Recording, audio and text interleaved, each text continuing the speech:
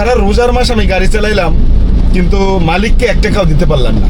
একটা জিনিস অনেকদিন চালাইলে আসলে একটু বাসনা করে, মায়া করে, কষ্ট লাগে। কিন্তু এই পৃথিবীতে আসলে কোনো কিছুর উপরে মায়া বাসনাগুলো রাখা যাবে না।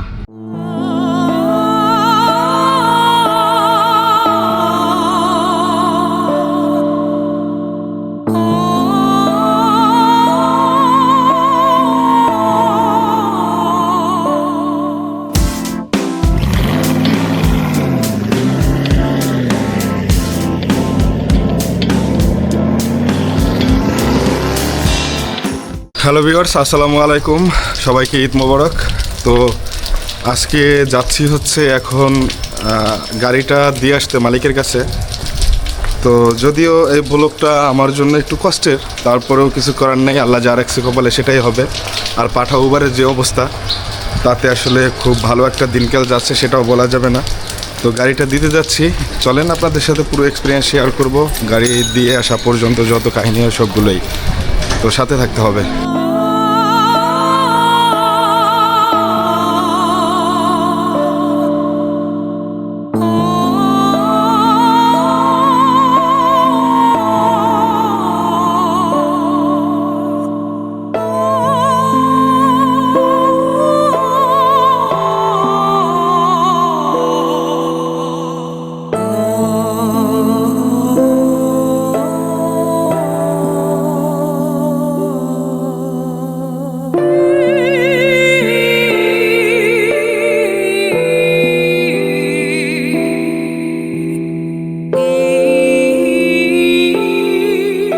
সত্যি কথা বলতে আপনার জীবনে সব কিছুরই একটা লিমিট থাকা প্রয়োজন। যেমন ধরেন ভাগ্যেরও একটা ব্যাপার স্যাপার আছে। আমি ধরেন এই গাড়িটা কিভাবে আনছিলাম, কিভাবে চালাইছি, সব কিছু আপনাদের কাছে শেয়ার করবো আস্তে আস্তে। তবে বিষয়টা হচ্ছে এখন কেন দিয়ে আসতেছি, এটা হচ্ছে সব থেকে গুরুত্বপূর্ণ ব্যাপার। এইটাও আপনাদের সাথে শেয়ার করব। আমি এই গাড়িটা যখন আনি প্রায় 6 মাস আগের কথা, তখন আমার চাকরি ছিল না বিদায় আমি ভাবছি একটা গাড়ি নিয়ে উবার পাঠাওতে যদি চালাই তাহলে একদম খারাপ হবে না, এটা ভেবেই আমি মূলত আমার এই গাড়িটা আমি আনছিলাম। তো পরে বেশ মাস 3 ভালো চালাইছি, একদম খারাপ চালাইছি সেটা না, মোটামুটি ভালোই ছিলাম। তো এটা কিভাবে আনছিলাম সেটা আপনাদের সাথে একটু শেয়ার করি। এটা আনছিলাম হচ্ছে মাসিক চুক্তিতে। হ্যাঁ, মাসিক চুক্তিতে ভাড়া আনছিলাম প্রতি মাসে 30,000 টাকা। এর মানে দাঁড়াচ্ছে প্রতিদিন 1,000 টাকা মালিককে জমা দিতে হবে। তো মালিককে 1,000 টাকা জমা দিয়ে বাদবাকি টাকা যেটা আমি ইনকাম করব সেটা আমি রেখে দেব। তো এই হিসাবটা আগেই আমি করে রেখেছিলাম। এর জন্য ভাবছি যে না, আসলে এনে গাড়ি চালানো মনে হয় যে একদম খারাপ হবে না, কারণ তাকে 1,000 টাকা দিয়ে যদি আমি প্রতিদিন 3,000 টাকা ইনকাম করি তাহলে মাসে 90,000 টাকা। তো তাকে 1,000 টাকা দিয়ে কিন্তু আরো 2,000 টাকা থাকে, তাহলে এইটা কিন্তু আমার নিজের, তাইলে ইনকামটা কিন্তু আমার থেকে যাবে। কিন্তু যেটা হয়েছে সেটা শুনলে আপনারা অবাক হয়ে যাবেন। দাঁড়ান একটু হাওয়াটা দিয়ে নেই, তারপরে কথা বলতেছি। আনলাম, এনে গাড়ি চালানো শুরু করলাম। তো এক পর্যায়ে দেখি উবারের ভাড়া, পাঠাওর ভাড়া কোনোভাবেই মানে আমার চিন্তাধারার সাথে যাচ্ছে না। তো আমি পাঠা উবারে যখন চড়তাম তখন যে ভাড়াটা দেখতাম, এখন রাইড করতে এসে দেখি আমার মাথায় হাত। তো পোষাচ্ছে না। তো হিসাবটা হচ্ছে এখানে ধরেন আমি যখন 1,000 টাকা গাড়িওয়ালাকে দিয়ে 2,000 টাকা রাখতে যাই তখনই হিসাবটা বাঁধে। প্রতিদিন আমি 3,000 টাকা ইনকাম করলাম, ইনকাম করে 1,000 টাকা দিতে হবে মালিককে। কিন্তু আমার গাড়িটা তো চলবে, তাই না? আমার গাড়িটা চলতে তো গ্যাস লাগবে, তাই না? তো প্রতিদিন আমার 1,000 টাকার গ্যাস ভরা লাগতো, আর সেটাও কিন্তু ইনকামের ভিতরের টাকা দিয়েই আমার গ্যাস ভরা লাগতো। তো হিসেব করে দেখলাম 1,000 টাকার গ্যাস, 1,000 টাকা মালিকের, তো মোটামুটি 2,000 টাকা, মাসে 60,000 টাকা। এইটা সম্পূর্ণটাই মালিক আর গ্যাস বাবদ খরচ হয়। আমি 1 টাকাও খেতে পারি না, 1 টাকাও আমার হাতে থাকে না। আরও আছে গাড়ির গ্যারেজ ভাড়া 2,000, ধরেন মোটামুটি ৬২,০০০ টাকা আমি ইনকাম করব ঠিকই, কিন্তু আমি ছুঁইতে পারবো না। তো এরপরে ধরেন আরো কিছু খরচ আছে, ধরেন চাকা লিক হইলে এটা আমার সারা লাগে, তারপর টুকটাক যে বিষয়গুলো আছে এগুলো ধরেন তা মালিকের কাছে যাই তো সারা পসিবল না, অনেক দূরে থাকে। তো সে বলছে ভাই আপনি আসতে পারলে আমি সারাই দেবো, কিন্তু আমার তো যাওয়া পসিবল হয় না, আমি নিজেই সাইরে নিই। তো বড় সড়ো কাজ হলে সে সাইরে দেয়, তার কাছে যাই। তো যাই হোক, তো এক পর্যায়ে ধরেন এই ৬২,০০০ টাকার বাইরে যদি আমি কোনো টাকা ইনকাম করতে পারি তাহলে সেটা আমার থাকে। তবে সত্যি কথা বলি একটা, আর সেটা হচ্ছে ২৫০০ টাকা ইনকাম করা এই বাজারে খুবই কঠিন। এত বড় একটা গাড়ি নিয়ে আপনি ভাবতে পারেন, এত বড় একটা গাড়ি নিয়ে ২৫০০ টাকা ইনকাম করা, আমিন ভাই বলতেছে খুবই কঠিন ব্যাপার। তাহলে মানুষ খায় কি করে, খাবে কি করে? আসলেই ভাই, আসলে সত্যি কথা ভাই, যারা এখন রাইড দিচ্ছে না তাদের খুব কষ্ট হচ্ছে, তারা কষ্ট করে রাইড দিচ্ছে, তারা আসলে পারতেছে না, হয়তো বা মুখ খুলে বলার মতো কোনো প্ল্যাটফর্ম নাই আমার মতো, তারা কারো কাছে বলতে পারতেছে না, কষ্টে নিজের মনের মধ্যে কষ্ট চাপাইয়া তারা গাড়ি চালাইতেছে এবং ফ্যামিলিকে চালাচ্ছে।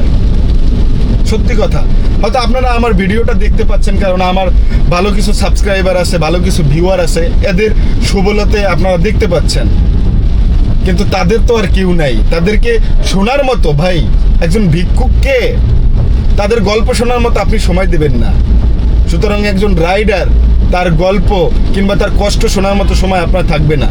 কিন্তু আমার প্ল্যাটফর্ম আছে বিদায় আমি আপনাদের কাছে অভিজ্ঞতা শেয়ার করি বিদায় আপনারা শুনতেছেন, আপনারা এটা মনোযোগ সহকারে দেখতেছেন, কিন্তু রাইডারদের এরকম প্ল্যাটফর্ম নাই। সারা রোজার মাস আমি গাড়ি চালাইলাম, কিন্তু মালিককে ১ টাকাও দিতে পারলাম না। সত্যি কথা ভাই, সারা রোজার মাস গাড়িটা আমার কাছে ছিল, কিন্তু আমি মালিককে ১ টাকাও দিতে পারি নাই ভাই। এর কারণ কি জানেন? এর কারণ প্রতিদিন ইনকাম হয়েছে ৭০০, ৮০০, ৯০০ সর্বোচ্চ এরকম টাকা ইনকাম হয়েছে, এবং শুধু এইটাই হয় নাই ভাই, শুধু এটাই যে হয়েছে সেটা না। ধরেন ২,০০০ টাকা ইনকাম করছি, আমার যে গাড়ি চালানো লাগছে, সেই গাড়ি চালানোতে যে গ্যাস পুরানো লাগছে, সেই গ্যাসটা কিন্তু আমার টাকাটা এই ইনকামের টাকা দিয়ে খরচ হয়েছে। শেষ পর্যন্ত ধরেন ৬০০-৭০০ টাকা আমার হাতে থাকতো, সেটা দিয়ে আমি বাসায় বাজার করে নিয়ে যেতাম, কিন্তু মালিককে যে ১,০০০ টাকা দেবো সেটা আমার পকেটে থাকতো না। এটা সত্যি কথা ভাই, আপনাদের কাছে মিথ্যা কথা লুকিয়ে লাভ নেই, সত্যি কথা লুকিয়ে লাভ নেই, এর জন্য সত্যি কথাগুলোই বলতেছি, কারণ গাড়ি এখন দিয়ে আসতে যাইতেছি। তো আপনারা বলবেন যে ভাই সারাদিনে আপনি রোজার মধ্যে ৫০০-৬০০ টাকার গ্যাস ভরে বা ৭০০ টাকার গ্যাস ভরে আপনি গাড়ি চালাইছেন, মাত্র ৬০০-৮০০ টাকা ইনকাম করছেন। ভাই আপনারা আমার ভিডিওগুলো পিছনে দেখে আসেন, তাহলে বুঝতে পারবেন। ২০ কিলো রাস্তা চালাইছি, ২০ কিলো রাস্তা ২৮৬ টাকা ভাড়া দিছে উবার। ৩০ কিলো রাস্তা চালাইছি, ৩৫০ টাকা ভাড়া দিছে উবার। মানে আপনি কি বলবেন? আপনার কি বলার আছে? কার কাছে জবাব দিতে চাইবেন? মানে ধরেন আমি আপনাদের কাছে হিসাবটা বলি, হিসাবটা বললে আপনারা বুঝবেন। ধরেন আমার গাড়িতে আমি ৫০০ টাকার যদি গ্যাস ভরি, তাহলে ১০০ কিলো চলবে ঢাকা শহরে, আর রাস্তা ফাঁকা থাকলে ১০০ কিলো অ্যাভেলেবেল যাবে। তো ১০০ কিলো আমি যদি গাড়ি চালাই, তাহলে ১০০ কিলো পরে আবার আমার ৫০০ টাকার গ্যাস ভরা লাগবে। এখন আমি ১০০ কিলো জ্যাম থাকলেও হইলো, আর না জ্যাম থাকলেও, ধরেন যদি জ্যাম থাকে তাহলে ১০ কিলো কম পাবো মাইলেজ, কিন্তু যদি জ্যাম থাকে তাহলে ১০ কিলো কম পাইলাম, কিন্তু জ্যাম না থাকলে আমি ঠিকই ১০০ কিলো কিন্তু চালাইতে পারবো, আর উপরে কিন্তু চালাইতে পারবো না।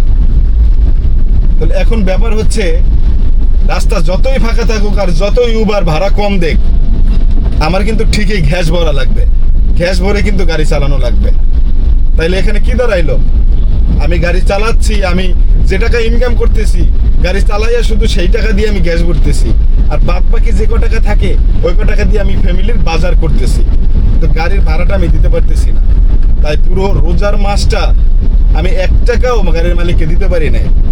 এখন গাড়ির মালিক বলছে, ভাই আমিন ভাই আপনি ভাই খুব ভালো মানুষ, আপনার সাথে হাসমস্কারি কথাবার্তা আমার সাথে যেভাবে হইতো অন্য কারোর সাথে হইতো না ভাই, আপনি খুব ভালো মানুষ, কিন্তু ভাই দিন শেষে তো টাকাটা লাগবে, এবং এই যে একটা রোজার মাস এসে পড়ছে, রোজার মাসে আমাদেরও তো ফ্যামিলি আছে, কেনাকাটা করা লাগবে, তো আমাদের টাকা পয়সা না দিলে এটা কিভাবে সম্ভব? তো আমি ভাবলাম আর কি বিষয়টা, যে ঈদের পরে ঠিক হবে কিনা শিওর না, ঈদের পরে এই বিষয়টা নিয়ে উবার পাঠাও কাজ করবে কিনা শিওর না। আর আমি দেখছি তো উবার ঈদের আগেও চালাই দেখছি তো। তো ভাবলাম আসলে তো সত্যি কথা, সম্পর্ক টিকে থাকুক। সে যে কথাগুলো বলছে আমি শুধু সেই কথাগুলো শুনছি, আমি কোনো কথা বলি নাই। তো আমি বলছি ভাই ইনশাল্লাহ। তো আমি ভাবলাম আধা ঘন্টা, ভেবে দেখলাম যে আসলেই তার গাড়িটা আমার কাছে রাখাটা এখন বোকামি হবে, কিংবা রাখাটা উচিত হবে না। কারণ তার কাছে আমার যে টাকা দেয়া আছে এক মাসের অ্যাডভান্স, সেই এক মাসের অ্যাডভান্সটা সে এখন গাড়ি দিয়ে আসলে কেটে রাখবে, তারও সমস্যা নেই, আমারও সমস্যা নেই। কিন্তু এখন যদি আমি আরো 4-5 দিন রাখি, আজকে চাঁদের দিন, আমি যদি আরো 4-5 দিন রাখি তাহলে 4-5 দিন ট্রিপ হবে না, কোনোভাবেই ট্রিপ হবে না, আমি ঘুরবো ফিরবো, তাছাড়া উপায় থাকবে না। কিন্তু এই 4-5টা দিনে কিন্তু প্রত্যেক দিন 1000 টাকা করে জমবে। সুতরাং দিনার তলে পড়ার মতো মানুষ আমি না। আমি কারো কাছ থেকে টাকা লোন নিয়ে কিংবা তার কথার বরখেলাপ করে টাকা আমার কাছে রাখবো, সেই লোক আমি না। কিংবা কাউকে কষ্ট দেওয়ার মতো মানুষ আমি না ভাই। আমি চাই না কেউ কষ্ট পায়। তো আমি চাইছি আমি যার কাছ থেকে গাড়ি আনছি তার সাথে সম্পর্কটা ভালো থাক, সেও ভালো থাক, আমিও ভালো থাকি, মনের দিক থেকে ভালো থাকি। একটু কষ্ট হবে হ্যাঁ, এখন যদি পারি চাকরি নেব, চাকরি ছাড়া তো আর এখন গতি নেই। তবে হ্যাঁ, পাঠা উবার চালাবো না সেটা না। ঈদের পরে যদি মনে হয় পাঠা উবার আবার একটু পরিবর্তন হয়েছে, ভাড়াটা বাড়াই দিয়েছে, তাহলে আর একটা গাড়ি নেওয়ার চেষ্টা করবো ইনশাল্লাহ। এটাই হবে পরবর্তী প্ল্যান। তবে চাকরি এখন বর্তমানে নেয় কাছে চাকরি করবো, দেখা যাক কি হয়। তো তাহলে চলেন সামনের দিকে যাই। প্রথমত গাড়িটা আমি আনছিলাম যখন, তখন এই গাড়িটা মূলত আমি ভালোভাবে ওয়াশ করে আনছিলাম, একদম আমাকে ফ্রেশ ভাবে দিছিল, ওয়াশ করে ফ্রেশ ভাবে দিছিল। তো আমি এখন গাড়িটার যে অবস্থা তাতে এইভাবে দেওয়া যায় না, গাড়িটা ভালোভাবে ওয়াশ করে, একটু টাকা খরচ হলেও কিছু করার নেই, ওয়াশ করে ফ্রেশ করে দেন তার হাতে তুলে দেব, এবং যাতে সে খুশি হয়। তো চলেন আগে গাড়িটা ওয়াশ করতে হবে। এখন আছি 10 নম্বর, যাইতে হবে 14 নম্বর মিরপুর। চলেন গাড়িটা ওয়াশ করে নিই। একটা জিনিস অনেকদিন চালাইলে আসলে একটু বাসনা করে, মায়া করে, কষ্ট লাগে। কিন্তু এই পৃথিবীতে আসলে কোনো কিছুর উপরে মায়া বাসনাগুলো রাখা যাবে না। এগুলো আসলে সবই তুচ্ছ টাকার কাছে। কালকে ঈদ, আজকে চাঁদের দিন, কালকে ঈদ, বিশ্বাস করবেন না, একটা গাড়ি আমার কাছে রেখে এত পরিমাণ ইনকাম করছি, যেই কথা আপনাদের কাছে বলতে আমার এখন লজ্জা করতেছে। তো ইনশাল্লাহ চলেন গাড়িটা ওয়াশ করি, দেন তারপরে বের হই এখান থেকে।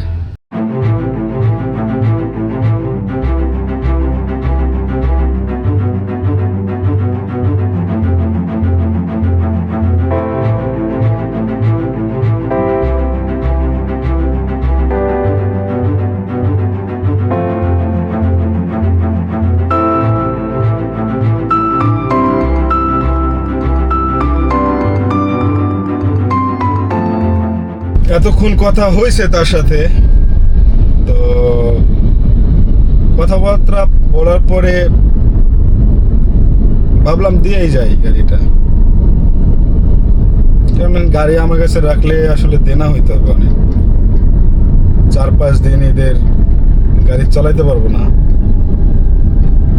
আসলে দেনা হওয়ার থেকে গাড়িটা দিয়ে দেওয়া অনেক ভালো। তো যাক, দেখা যাক কি আছে কপালে।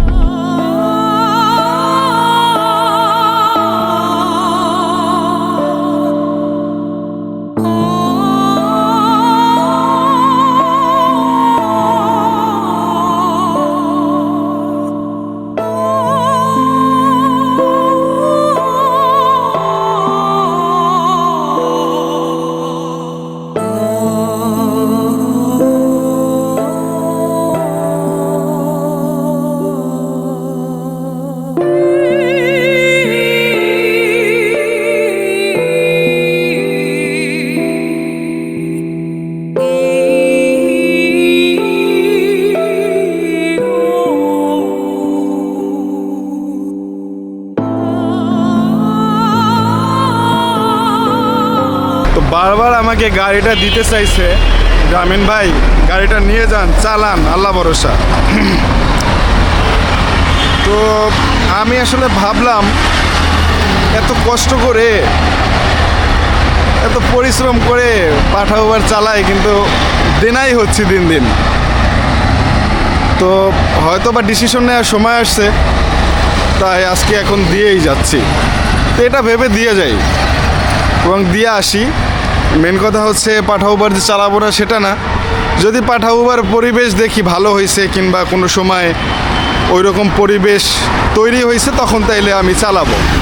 তবে এখন পরিবেশ ভালো লাগছে না বিদায় আমি এখন চালাই নাই, বিদায় গাড়িটা দিয়ে আসছি। এখন দেখা যাক ইনশাল্লাহ। এখন একটা চাকরি নেওয়ার ইচ্ছা আছে, যেটা সত্যি কথা আপনাদের কাছে শেয়ার করতেছি। তবে চাকরিটা বাসার আশেপাশে হলে ভালো হয়। দেখা যাক কী আছে কপালে আর কি করি। আর আপনাদের সাথে ভিডিও তো শেয়ার করতেছি, ভিডিও শেয়ার করবো সবসময়, যেটাই করি ভিডিও শেয়ার করবো সবসময় ইনশাল্লাহ। তো দোয়া করবেন। আর এখন ইফতারের টাইম, তো এখন যাব হচ্ছে নবীনগর বাবা মার কাছে, ঈদ করবো ওইখানে বসে। তো সবাই আমার জন্য দোয়া করেন। গাড়িটা দিয়ে আসছি বিদায় অনেকের মন খারাপ হয়ে গেছে জানি, কিন্তু কিছু করার নাই, এটাই বাস্তবতা।